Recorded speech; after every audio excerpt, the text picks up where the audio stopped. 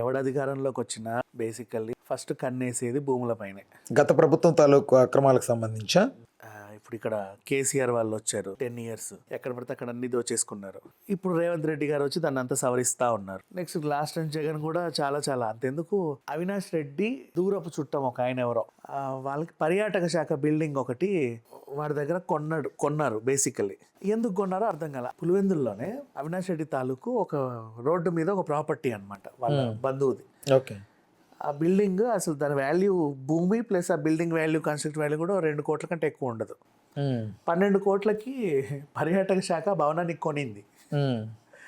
ఎందుకు కొనిందో అర్థం కాల. అప్పుడు రోజా పర్యాటక మంత్రి, అరే దేనికి కొన్నావు? సరే పర్యాటక శాఖ భవనం కొనింది, దాన్ని ఏం చేస్తుంది పర్యాటక శాఖ? హోటల్ చేయాలి. సరే ఆ ఏరియాలో అంటే లగ్జరీ 4 star హోటల్ ఏదో కడుతున్నాం అన్నట్టు చెప్పారు. 4 star కట్టు, 5 star కట్టు.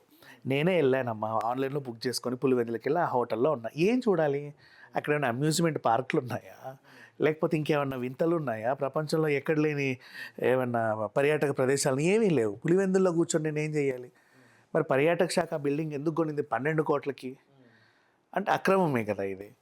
అంటే ఇలా పిచ్చి పనికి మాలిన భూములు అనేసి గవర్నమెంట్ తాలూకు వాళ్ళు కొంటారనమాట, ఎక్కువ డబ్బులు ఇచ్చి నీకు అలా రాసేసుకుంటారు. ఎందుకు దాని వల్ల లాభాలు?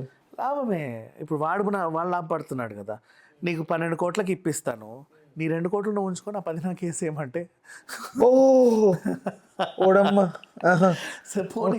నీకు సగం నాకు సగం, ఏదో ఒకటి ఇలా వచ్చిన వరకు వాసుదేవ. ఈ టైప్ ఆఫ్ అక్రమాలు బాగా జరిగాయి గత ప్రభుత్వంలో. ఓకే. సో ఇప్పుడు ఇది బయటపడింది.